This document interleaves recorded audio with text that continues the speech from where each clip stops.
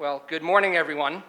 I can't present in English and French, so I'm going to have to stick to the one language that most of us Americans do know. God help us, right?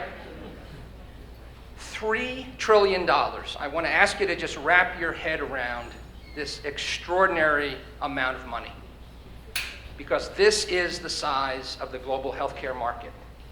And make no mistake, it is broken. It is badly broken, okay? Throwing money at this problem, like in any problem, doesn't help. In the US alone, since the turn of the last century, we've doubled our investment in healthcare. Anybody want to take a guess whether that actually led to an improved healthcare system in the United States? I think you know the answer to that, okay? And if we think it's bad now, left unattended, with the rapid aging of our global population, bringing on board emerging economies in Africa and Asia, this problem, left unattended, can only get worse, okay? Now, we all have enough common sense, and our grandmothers all had enough common sense to know this. And it's not new wisdom.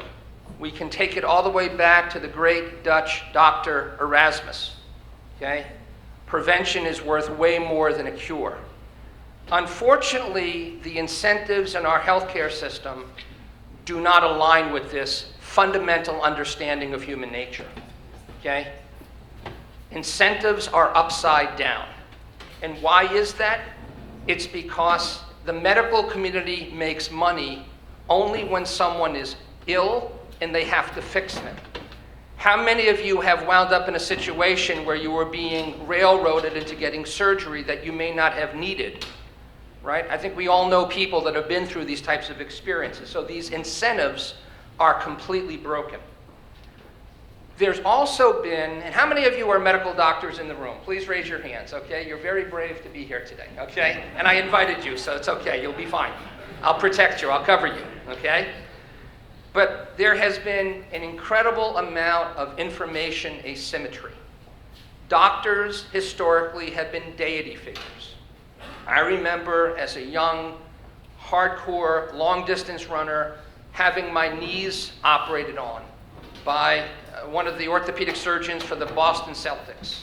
And before surgery, he said, the MRI says I'm going to have you on the road in 2 weeks, don't worry about it. After surgery, he said, I screwed up, and I took so much cartilage out of your knees, you'll never run again. And the minute I dared to ask him a single question, he became deeply offended, okay?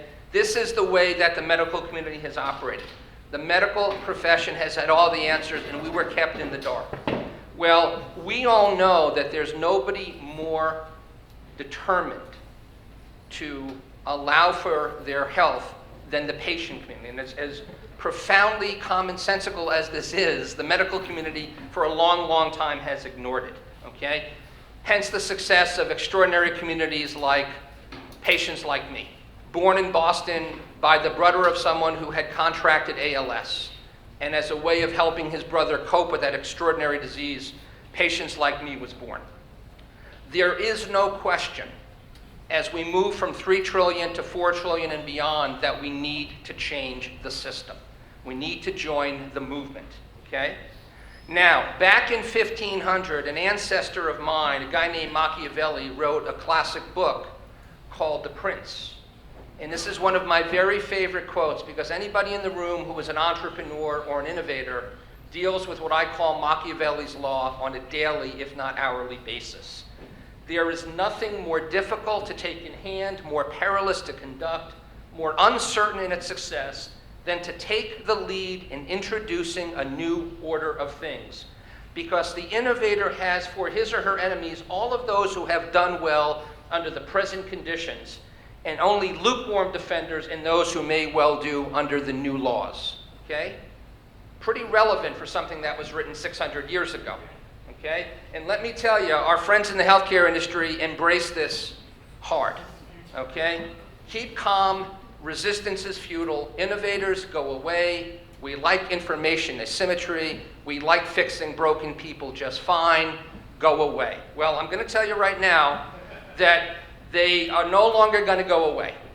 whether it be for hacking health or MIT hacking medicine, or an extraordinary wave of healthcare innovators and entrepreneurs, including medical doctors like my friends Omar and Alexis, who left the profession, the practice of formal medicine, because they wanted to have real impact on the healthcare system, that they decided they would move into the realm of healthcare entrepreneurs.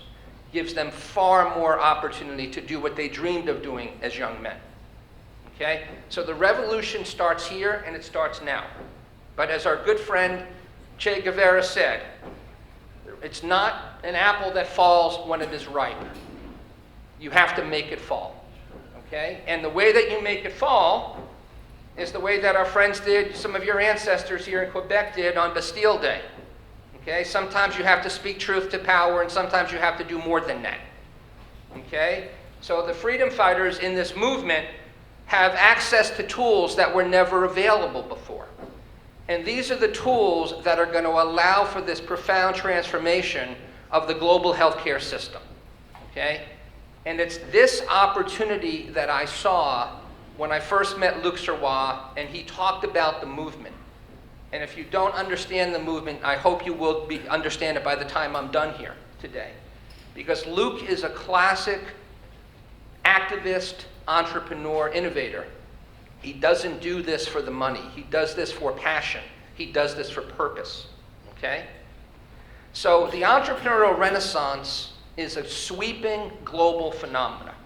Okay? And for those of you who I haven't had the privilege of meeting, I spend every waking hour traveling 200 days a year, hanging out with entrepreneurs all over the world.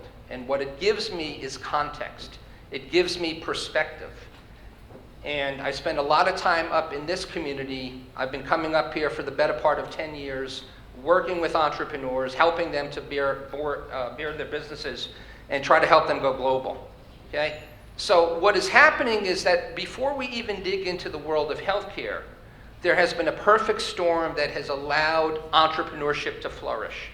I don't have to remind most of you what happened in 2007 and 2008 with the meltdown of the financial markets, and what's happened in probably the slowest recovery ever economically since the Great Depression.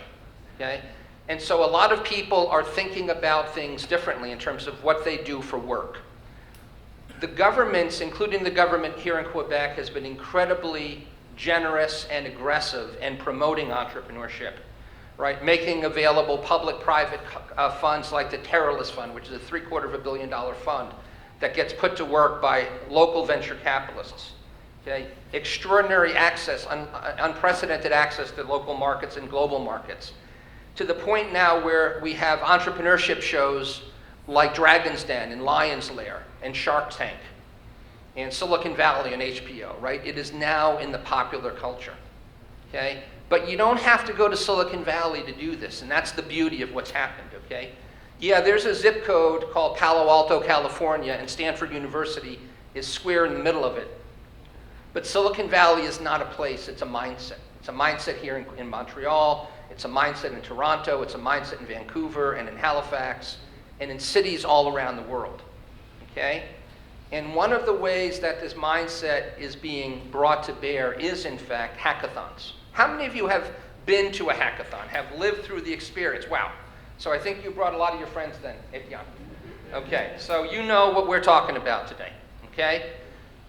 One of the things I do in Boston is I manage a group called Startup Next, which is a pre-accelerator. And part of Startup Next, we're run by Google for Entrepreneurs. And one of our sister organizations is Startup Weekend. Last year, Startup Weekend, we ran 11,000 hackathons around the world. 55,000 people participated. This year, before we finish 2015, 18,000 hackathons will have been run only by Startup Weekend. That doesn't include all the other great organizations like Hacking Health and MIT Hacking Medicine. So we start to drill now into the healthcare hackathon world. We've seen a huge explosion just in the last 4 or 5 years, from 3 back in 2010 to over 50 last year, and we're on track for about 80 this year. Okay?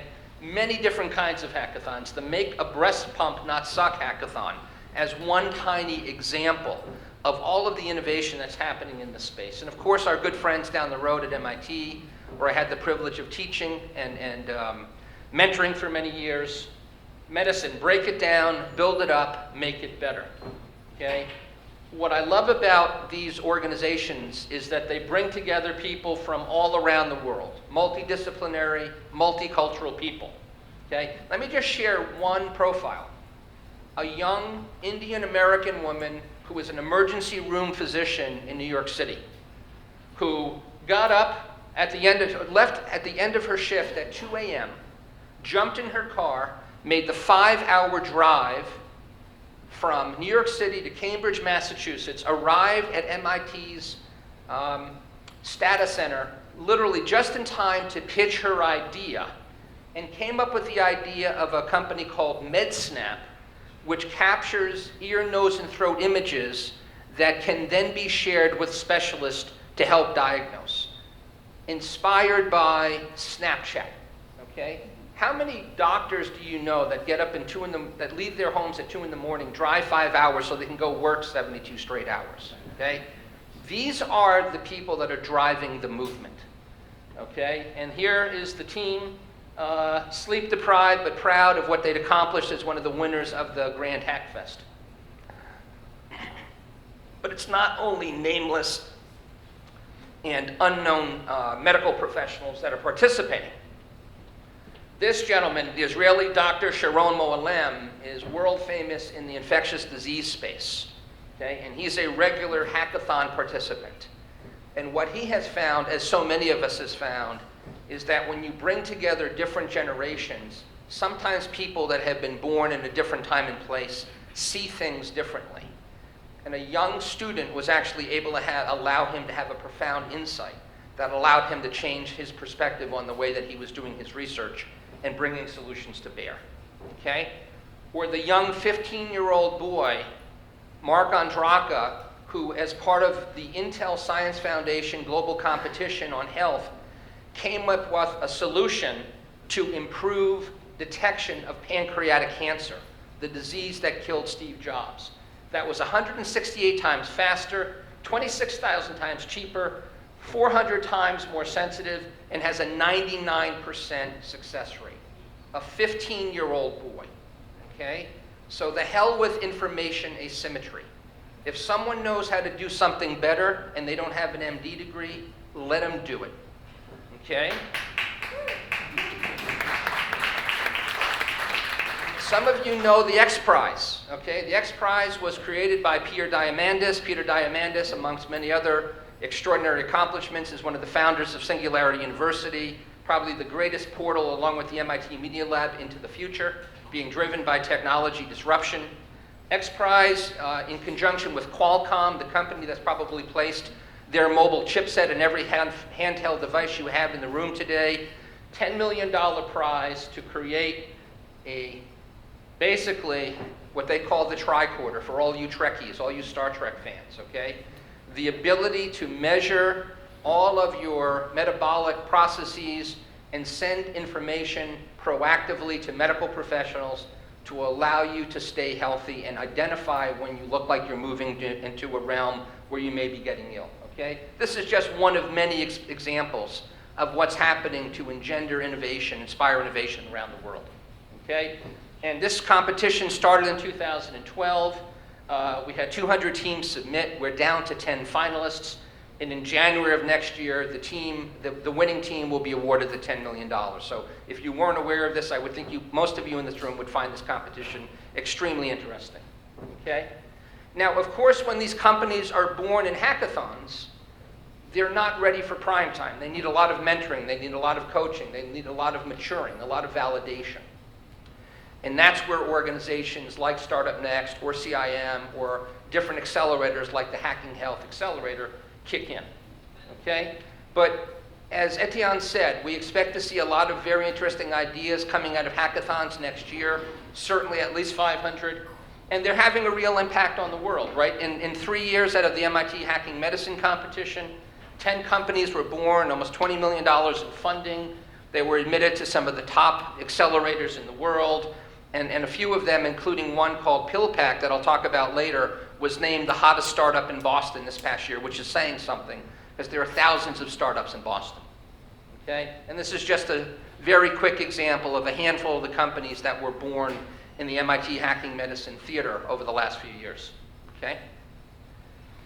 The way that those of us who understand design thinking think about things is through a journey. And so here it makes a lot of sense to talk about the patient journey.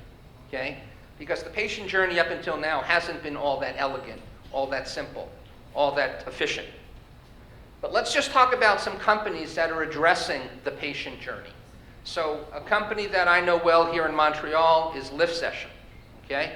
Lift Session, led by an entrepreneur who is a personal friend and a mentee of mine, Rafi Chamakian, who recently sold his company Trelia to Dell for $950 million. And he's now, although there have been hundreds of companies that have been creating fitness apps, his was the first one to understand the way that people work out. And he went directly after some of the leading health clubs and the personal trainers in those health clubs to allow those trainers to deliver fitness sessions directly into your living room or workout room in your home or apartment. Okay? And although they were only launched a few short months ago, they're already getting incredible velocity, incredible validation, and a dramatic number of world-class partnerships, okay? So that whatever form of fitness you do for prevention, okay, you can bring it into your home and do it properly with the support of a professional personal trainer, okay? OM Signal, I don't know if our friends from OM Signal are in the room yet, but we'll be hearing from them later today on the agenda. And they have created clothing that allows for tracking devices that allow you to do things like measure your stress level, okay? So again, in the realm of prevention, and we'll hear from the founder and CEO a little bit later this morning, okay? To the extent that you don't do a good job of prevention and you wind up getting sick, we have now the key of the world's smartest thermometer, where you can start to track your temperature over time, because we all know that temperature is never linear. It always sort of spikes up and down. You can share your temperature and all the symptoms with your medical professional electronically, digitally, okay? And then, of course, finding a doctor. For those of you who have tried to find a great doctor, if you've moved into a new city, a lot of the rating and ranking systems leave a lot to be desired. So we've got Vitals in the United States that will help you find a doctor in a much more sophisticated way than ever before. And then out of Toronto, we have Nikolai Brantovich. Is it Brantovich? Nikolai is the founder and CEO of OpenCare. And OpenCare is very rapidly growing its business and helping you to locate medical professionals. Okay? Once you've selected a medical professional, then we have our good friend Patrice. And Patrice is the CEO of PedalMD. And PedalMD started as a scheduling tool that allowed medical professionals and patients to schedule. Now, I can tell you, I saw hundreds of pitches all around the world for people that wanted to build a tool like the one that PedalMD built. PedalMD clearly is the company that has done this the best. They have had profound success here in the province of Quebec and across Canada, and they've expanded their platform to include secure messaging between doctor and patient, between doctor and specialist, and we're going to hear a lot more from Patrice right after I conclude today. Okay, but it really is transforming the way that doctors interact, so it goes back to the point now where we no longer have information asymmetry. We have a dialogue between two equally invested people in somebody's health. Okay? And then if you do in fact have your medications prescribed by your doctor, we have a platform called Iodine. And what Iodine essentially does is it allows you to do a lot better in terms of understanding how different medications interact with you and what kind of interaction they have with other medications, what might work better for you. So you can make a much more informed decision about the medications that you take. Okay? And then we have Elliot Cohn, a real hackster from MIT, who says we're mashing up medical culture and Facebook culture. And he understood how antiquated the pharmacy is. Okay? And we all know it's nothing but a collection of plastic bottles with pills in them. And we also know, and we're going to hear from my good friend Dr. Omar Shaker, about how much of a problem lack of compliance is. Okay? And so what PillPack is all about is driving compliance, making it as easy as possible for you to take the prescribed medications in the dosages as they are prescribed on the schedule that they are prescribed. So they went from a hackathon, they're now being distributed in 40 states around the US, okay? And essentially what they do, and they worked with IDEO, the renowned innovation consultancy, is they actually package each of your prescriptions and they timestamp it so that you know at 8:30 this morning, these are the 2 pills that I need to take. At 12:30 this afternoon, these are the 3 or 4 pills that I have to take. So they take all of the guesswork and all the memorization out, okay? And they are really getting very, very rapid velocity. They've just completed a Series A round in Boston, okay? Now here's a number that's staggering. Just a couple of days ago in the Wall Street Journal, the same Goldman Sachs economist that termed BRIC, B-R-I-C, right? Brazil, Russia, India, and China, and then MINT, Malaysia, Indonesia, Nigeria, and Turkey, started looking at the problem of these superbugs. Left unattended, he predicts that over the next 10 years, 350 million people will die from antibiotic-resistant infections, okay? Staggering number. That's the population of the United States, okay? And we've all heard about these staph infections. We've heard about them. They're very, very disconcerting. And he estimates it's going to take $37 to $40 billion in investment in new drugs because most of the pharma industry exited the antibiotic market back in the early 90s, okay? And so we're being caught flat-footed right now. But there's another approach, right? And by the way, many of you probably saw what happened at the UCLA Medical Center not that long ago, where endoscopes were not properly sterilized and significant numbers of people got very, very sick as a result, okay? But we've got a company right here in Montreal called ATMS, a company that I had the privilege of mentoring right in this very room over the last 2 years, okay? Advanced tracking and measurement systems that is applying IT to the sterilization and the inventory management of surgical instruments. So never again will a physician, a surgeon, have to operate with a tool that is not sterile, okay? And so they've also come up with a technology that allows them to actually mark each and every surgical instrument, something no one else can do today in the world, so that you know exactly what surgical instruments belong in each kit, and that you know exactly whether or not those instruments were or were not sterilized before they wind up back in an operating theater, right? So you don't have to spend $37 billion, right? Again, throwing money at the problem is not the answer, okay? And then one of my first personal favorite companies. Anybody ever see Jerry the Bear? Anybody know this little cuddly guy? Yeah? Great. It's good to see that Jerry's making some progress north of the border. What Jerry essentially is, and this is a group of young entrepreneurs I've had the privilege of getting to know at an accelerator in Providence, Rhode Island called Beta Spring, a Techstars accelerator. And the founding team, including the young woman, Hannah Chung, her grandfather died in his sleep when she was 9, living in South Korea. And as a 9-year-old girl, she said, you know what, I want to do something about diabetes. She came to the United States, she went to Northwestern University, she got a degree in mechanical engineering and industrial design, and when she came to Providence, she was on a mission. She was part of the movement. And what was done is she said, well, we can't solve the entire problem of diabetes overnight. Let's go after young children who have type 1 diabetes, and let's help them and their families manage this very, very challenging disease, okay?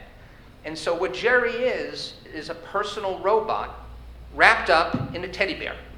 And what that basically allows you to do is it's a companion for a child who often feels ostracized from his friends because he can't eat ice cream and candy and cake with them.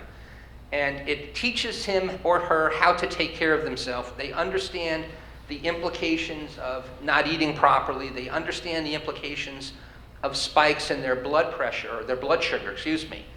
And it's made a huge difference in the way that families are able to manage this very, very challenging disease, especially with young children. Today, they're in 5% of all US households with children with type 1 diabetes, and they're now moving from this platform to go after asthma and food allergies. There's 2 other ways. So this is a platform.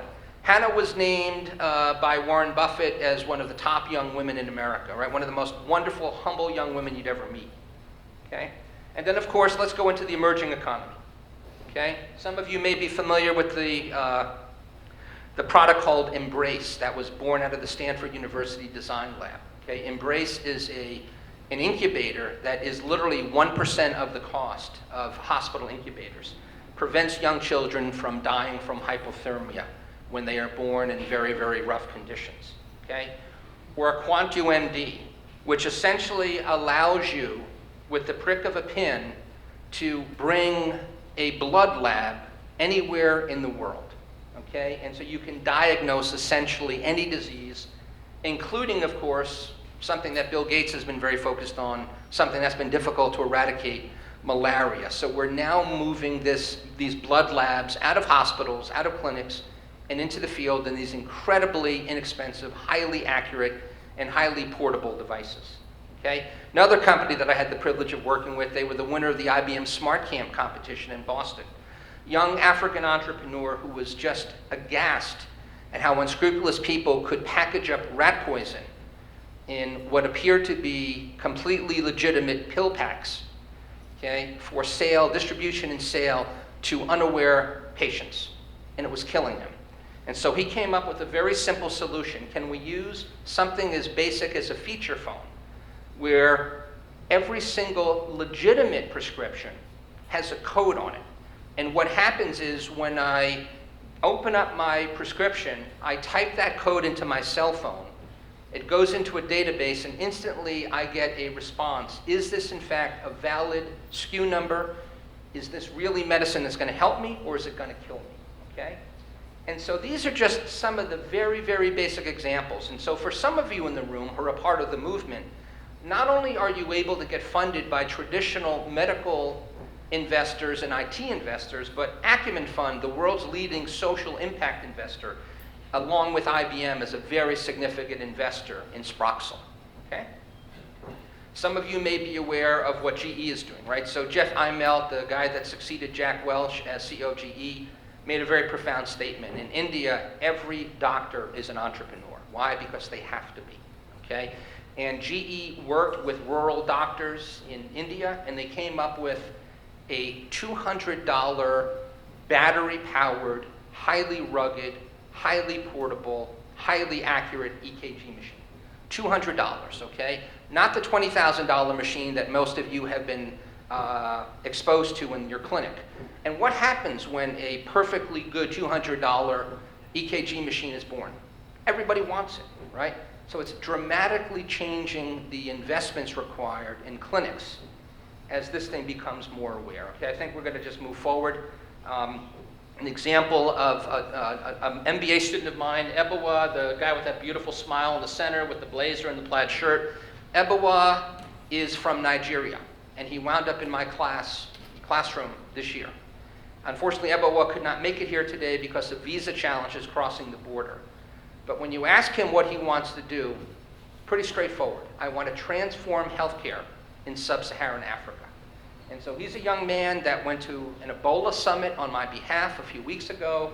He participated in the MIT Hacking Health Hackathon, and he understands that in rural places like Nigeria and sub-Saharan Africa, 75% of all people are in rural villages, and you have a pretty bad ratio, one doctor for every 2,500 people.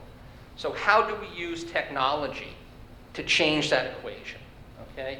How do we leverage community health workers in a way that allows them to do the work that typically medical professionals are able to do? Okay? And so that's essentially what his invention, MedicFriend, is all about. Okay?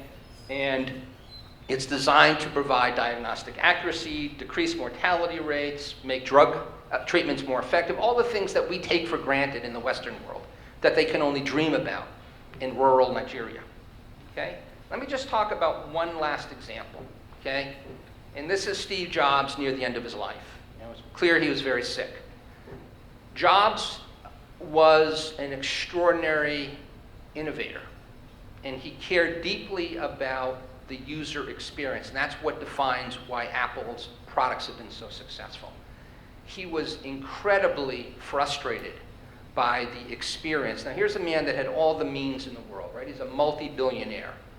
And he still could not find a positive experience in the healthcare system.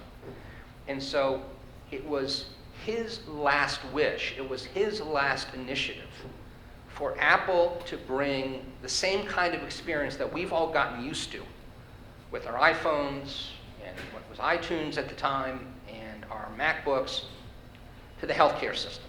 Okay? And so we see both Apple Health and Apple Health Kit. And of course, Apple Health is something that's intended for all of us as consumers.